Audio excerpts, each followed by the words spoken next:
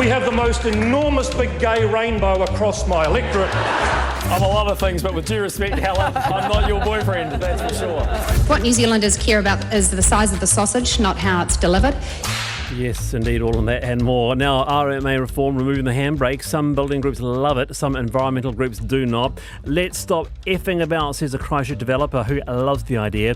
And the debate of a lifetime, or a debate no one asked for, Nicola Willis versus Ruth Richardson. And when politicians don't front for media, should they? With me this evening, Annabelle Lee-Mather, journalist and producer for Mata. Annabelle, tēnā koe, great to have you in-house on the whip. Kia ora, thank you for having me. Also with us, David Farrar, editor of Kiwi Blog, who owns Curio Polling. David, g'day. Nice to have you here too. Great to be back. And Annabelle and David are joined by Wayne Mapp, former MP for the North Shore, served as Minister for Defence. Wayne, lovely to have you on the show as well. Kia ora, Wallace. Now, Kia ora, Annabelle and David. Kia ora. What a lineup. Can't wait. Now, as we always do, the Whip political quiz. Now, see if you know this. It's going back in time, but I think it might be 2005. So what politician kept a pre-election promise by strolling semi-nude in a G-string through Newmarket? I know this. Oh, do you? All right, we'll have a listen. Here he is telling the story. Not everything I did regarding Rodney Hyde went to plan. Not least my bet in 2005 carried on national TV to walk down Broadway naked if he won the Epsom seat. Of course, Rodney won. I had no option but to carry through on my promise. I'm now less into gambling, although I'm tempted to put something on the Warriors winning the NRL Grand Final this Saturday. So 2101, who was that politician? I know you know, David. Wayne, any ideas? Don't say. Yeah, all right, very good. All right, 2101, that's your turn to tell us who it was. It's your land, you've got the right to use it. That is the principle supposedly driving what the government calls the biggest economic reform in a generation. So huge was the RMA when it passed in 91, it was given prominence in Michael King's History of New Zealand. Now, under the plan released yesterday, the RMA binned. Instead, 2 new acts slashing red tape, making it easier to develop and build on your land. The RMA Reform Minister Chris Bishop said the balance between public and private rights had been out of whack. Property rights are at the centre of modern advanced economies that are prosperous. When you don't have property rights, you have wealth-destroying policies that put at risk prosperity. So that's the reason why property rights are important. Let's start with David. Is this going to get New Zealand moving? What do you think, David Farrar? Oh, I think it would be the most transformative policy we've seen by a government in recent times, because the legendary complaints with the RMA, if you're an environmentalist and you want renewable energy, it shouldn't take 7 years to get consent for it. So I think this is a massive game changer. I don't think it's necessarily something that is what people are voting on come the election time, but I think in terms of long-term impact, this is going to be very, very massive. What do you? I mean, you've had it's such an unwieldy topic, the RMA, Annabelle, and it's been going on for years. The legislation's huge, but any top line thoughts on this?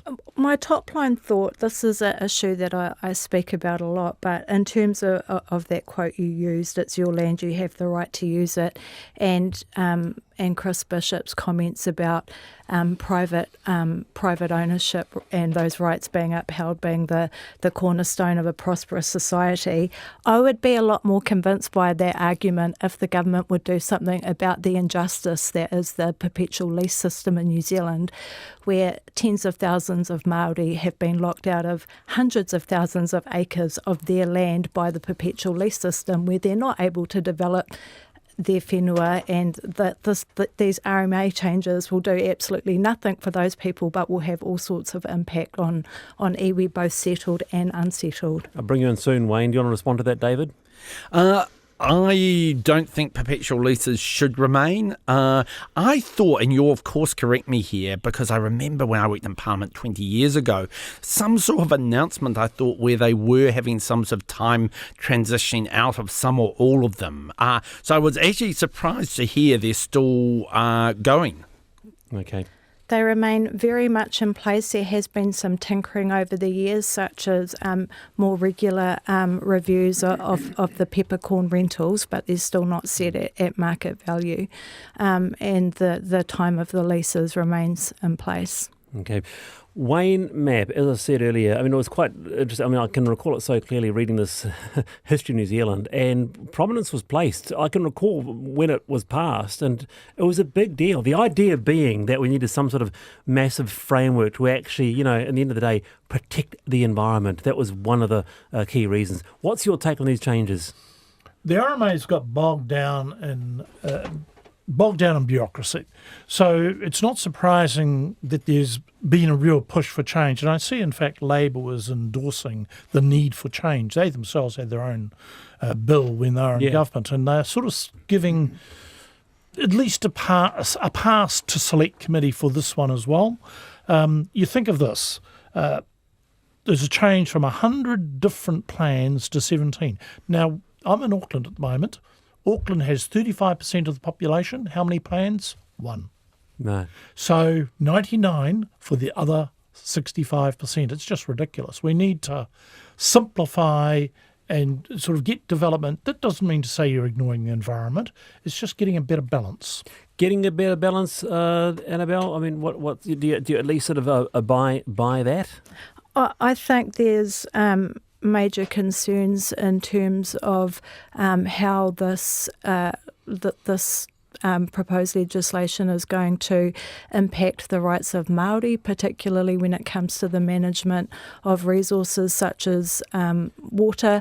The issue is that only settled iwi will have the resources to go off and test their rights in court. For unsettled iwi, who have just as much rights to help manage those resources as iwi like Ngai Tahu and Waikato, that's going to be a major issue. In terms of the regulatory relief that's talked about, that's another area that I think will be of concern to a lot of New Zealanders, again, particularly when it comes to issues like water management. If those families, though, can build houses cheaper, streamline the concept, strip out all the unnecessary stuff, streamline house building, boom. If you can pop up a whare for 50 of your closest relations on your whānau whenua, no one would be complaining about that. That's a good thing. But it's the management of things like, you know, forestry, water, all of those things that I think Māori will be particularly concerned about, and the management of, other significant resources. I just want one more note on this, David Farrar, in terms of I'm looking at the consents, and some of the builders are really just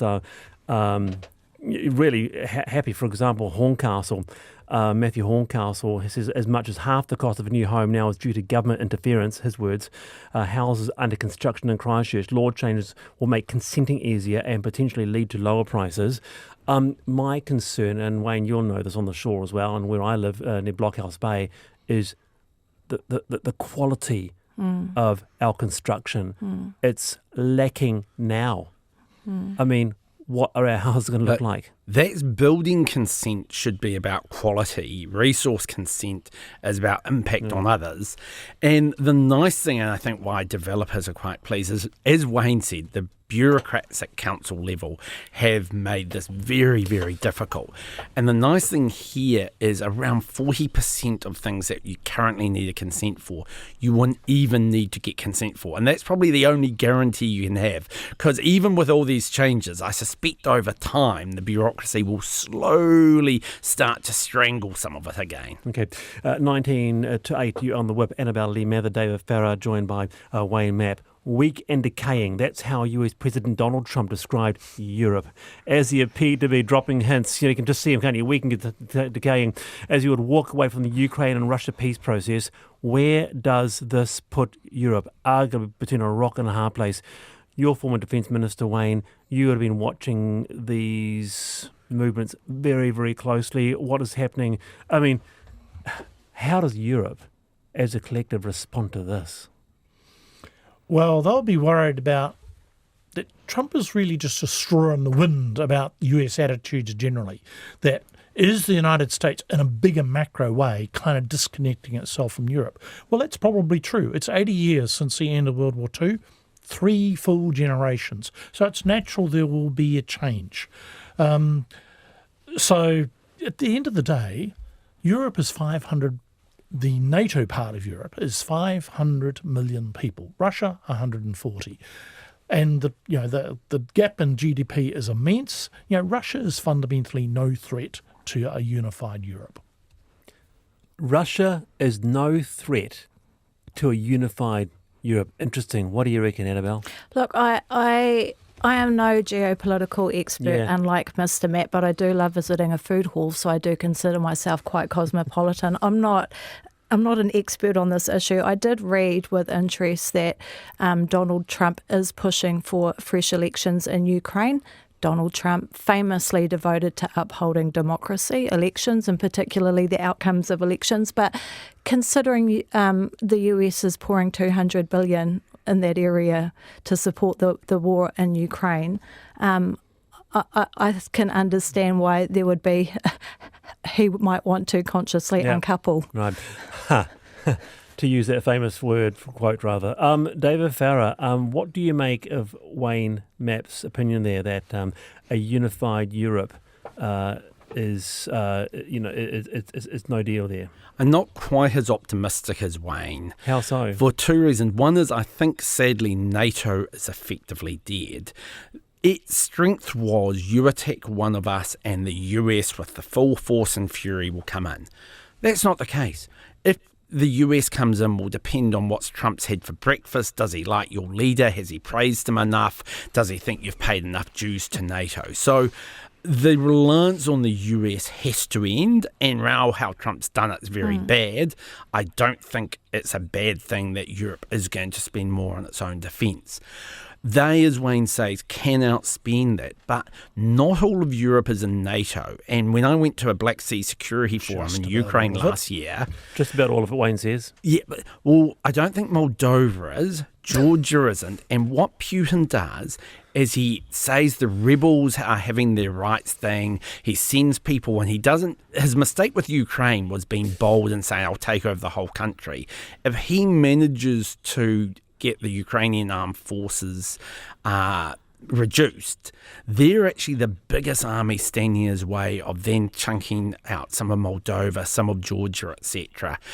So I think it's going to be a real test. We've seen him go into Poland airspace, etc. Europe has to start responding. Wayne's shaking his head here. Great. Wayne and I have been debating politics since 94 on the internet, Wayne. You don't buy this. I'll tell you something, Wayne. So here I am. I was talking to the guy at the gym, and he's from Norway, and he visits his grandparents who live about 1k from a major pipeline. And he says, whenever we lived there, no problems at all. You just see the odds at a patrol car. When I went there last week to visit my grandparents back there, helicopters whirring, men in camouflage all over the place. Everyone there is very, very worried about Russia, and it's in your face in Europe. They might be worried, but the reality is they're vastly more powerful than Russia, and collectively. And I think the greater part of European NATO would actually come to the aid of each other. The NATO guarantee... Without the US? Without the US, yes. Because they would back themselves to be able to defend themselves. I have no doubt about that. The war in Ukraine is going to end, quite possibly on Trump's terms, but that means 80% of Ukraine becomes Western, becomes part of the EU, as David has just said, with the largest army in Europe, won't be part of NATO, but it'll be essentially leaning to the West. And that's got to be a defeat fundamentally for Russia. Interesting. Imagine, Annabelle, on a final note, imagine living in Ukraine and not knowing the certainty of what's going to happen this year, next year. How far will Russia push in? Terrible. Be quite something, eh? They've been at war a long time. I feel so aroha for the families that are living through that, as I do for the families in Gaza and the West Bank who are experiencing terrible conditions as well. Annabelle Lee-Mather, David Farrar, Wayne Mapp, into our quiz. So, who is the politician that strode semi-nude down Newmarket 2005? One more listen to this. Not everything I did regarding Rodney Hyde went to plan. Not least my bet in 2005 carried on national TV to walk down Broadway naked if he won the Epsom seat. Of course, Rodney won. I had no option but to carry through on my promise. I'm now less into gambling, although I'm tempted to put something on the Warriors winning the NRL Grand Final this Saturday. Alan is with us online. Welcome, Alan. Kia ora, Wallace. From the wonderful Tokoroa. Now, firstly, extra question first. Did the Warriors actually win? No, they've come runners up. But I'll tell you what, we won the minor premiership in 2011, I think. Very, very good. Okay, so who is this year's our year? Yeah, very good. Good on you. Who is that politician? Well, it's Keith Locke, Green MP. Is he right? Is he right, Wayne? Absolutely, and that was in fact his valedictory address. Yes, which that's was, right. As we've heard, very amusing. Retail in Newmarket has never recovered. How did you? Was it hard to get Alan, or did you know it from? Oh, look, I don't know who. It was just recently on Radio New Zealand. I don't know whose program it was in the last couple of 3 weeks for whatever reason. But I recall that. Yeah, very much so. Good on you. Carried a Keith Locke. Yeah. Hey, could I just make something point about bureaucrats and stymieing growth and all the rest of it about something that's happened here in Patara in the South Waikato. What's happening is there's 8 hectares as part of a 40-hectare industrial development that's just started. It's by a well-known family, well-known throughout New Zealand. It's one of New Zealand's largest egg producers, and the family have said that the South Waikato, so this is the South Waikato District Council, is the best of the 5 councils around New Zealand they deal with. So you said wonderful Tokoroa, it's wonderful, mighty South Waikato as well. And if people want to come to good value land and a great democracy, come to the South Waikato. Kia ora, good to know. I was quickly making notes because I thought we were getting the lead for a great story. That's the big ups to Tokoroa. Hey, kia ora, Alan. Thank you for being with us. Thank you, Wallace. Very good. Mate. Do you remember that, David Farrar, the afternoon that Keith Locke fulfilled his promise? Very much so. And I, as you know, am a pollster. So I'd been doing polling at Epsom before the election. And when Keith made that promise, I was like, oh, I'm not sure this will end well. No, that's right. And it was Rodney Hyde, wasn't it? Rodney Hyde said, quote, I know politicians are supposed to have naked ambition, but I never thought Mr. Locke's would reveal itself in this way. So there you go. You're on the whip. Very nice to have you company. Just a word on this. So on Sunday, the last episode of Q&A for this year opened with host Jack Tame lamenting an absent friend. He told the audience that back in March, Christopher Luxon's team said they would get a wide-ranging, long-form interview with the Prime Minister. Those assurances have continued all year. We check in with the PM's team regularly. But despite a standing invitation, they told us last week that actually the Prime Minister would not be fronting here this year. As noted by spin-off staff writer Tara Ward, for a man that complained about New Zealand embracing a culture of no, he found it quite easy to say no to the country's last long-form political TV show. Wayne Mapp, what's your take on politicians or prime ministers having a no-show? Is it of interest, a concern, or not really? Not a big deal, but the reality is the Prime Minister will be thinking this through. Which is the best time, end of this year or beginning of next year? And, you know, there is this myth that people spend their time over barbecues talking politics. We used to say this in the caucus. I don't think it's true. I don't think hardly anyone talks politics, unless they're kind of like really anal. The reality is people have other things to do. You know, who caught the best fish? What was the great wave to surf on? What was, you know, the temperatures? Everything but politics. What do you think, Annabelle? I mean, as a producer, to have a guest like this not fronting after repeated calls, is it an issue or is it not? Well, first of all, if I was Luxon's advisor, I would be telling him to absolutely not front with Jack Tame because he is so excellent at what he does, and Luxon is not a gifted communicator. I find it incredibly frustrating. We have been trying to get an interview with Mr. Luxon since he was appointed leader of the National Party. He has never once fronted for us, despite numerous requests year in, year out. I bumped into Moana Maniapoto today, who, of course, is the presenter of Te Ao with Moana. She too, their program has been unable to secure an interview with him. It is a problem. It is important. And not only is that a problem, another issue we face is how hard it is for non-gallery journalists to get into Parliament and ask questions when there's ministers that you've been trying to get interviews with. Why does he need to? Who Why does he refuse to front. We've why do they also need tried to to jump onto get your show? Tama Pōtaka all year, and he won't front Oh, either. really? So. Him as well. What's going on, David? What is going on? A culture of no. Well, I could take a guess, but first let me say I think the Prime Minister should do with every major media outlet, and you can debate who that is, one stand-down interview a year. I think that's pretty normal, that once a year you do the long-form interview. So, yes, I think the Prime Minister, definitely Q&A would qualify for that. My guess is that they were intending to do it, but then the end of the year has been a bit messy. There was some silly speculation over Chris Bishop.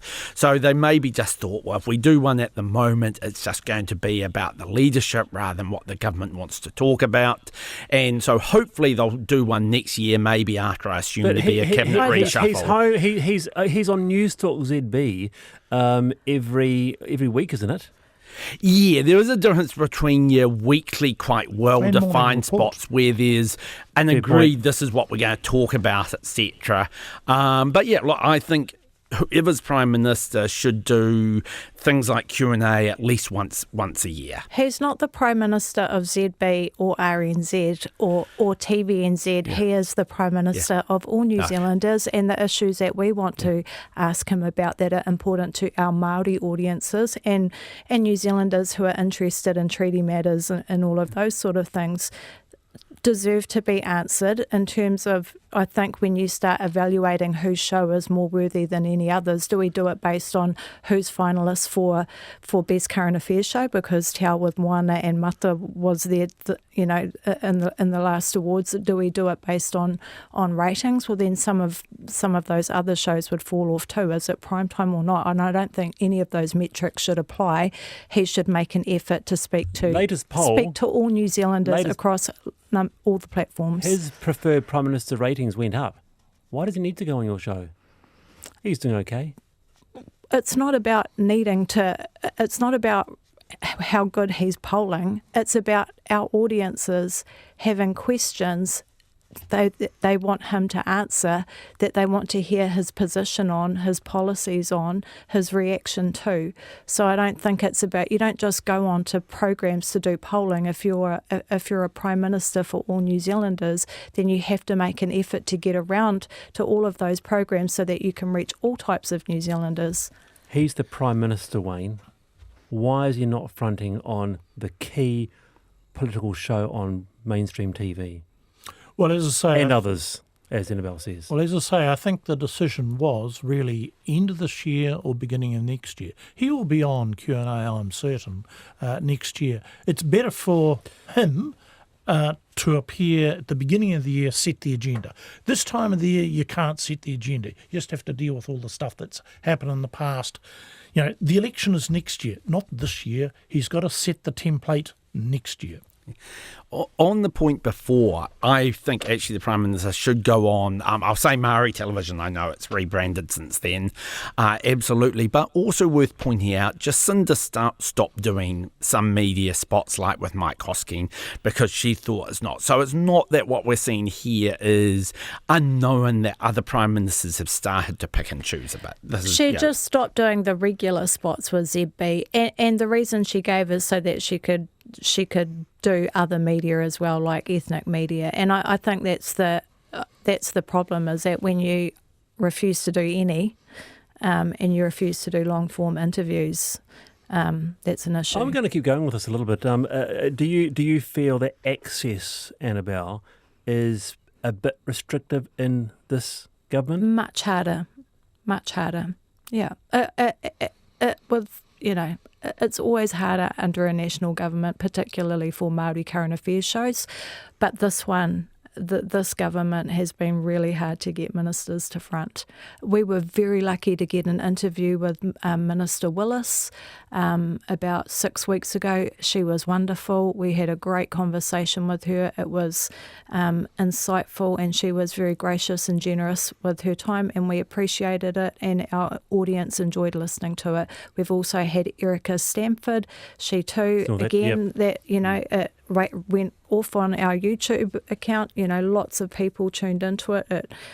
All sorts of, it went viral on social media. So, our people are very much interested in what these politicians have to say, and it's frustrating when you can't get them to front for you. Certainly time for Tama to appear on your show. I mean, he is the minister. Would have been nice to get Paul Goldsmith as well. Yeah.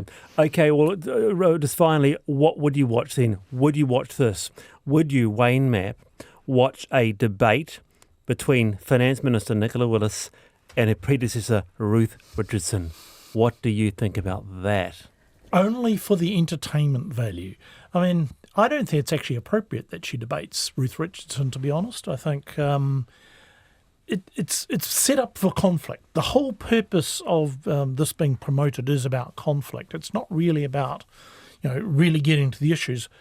The real debate for New Zealand for the Minister of Finance is not with Ruth Richardson, it's actually with Labour and Barbara Edmonds. That's the real contest, and that's frankly what should be focused on. Never thought of that. I heard Carmel Sepuloni criticising the idea this morning, and I have to say I disagree. I'm fascinated to watch a debate between Ruth Richardson and Nicola Willis, and actually if I was Labour, I'd be demanding that Barbara Edmonds be included in it as well. I'm keen to watch that. David Farrar, what do you think? I'd certainly be interested to see a debate, because what it should be about is, are we on a track back to surplus, which is what really the issue is that people have been debating. Good on you. All right, David Farrar, Annabelle Lee-Mather, and Wayne Mapp, kia ora to you all. Thank you for joining us on the web. Stay with us after the news. We have Emil Donovan and Knights.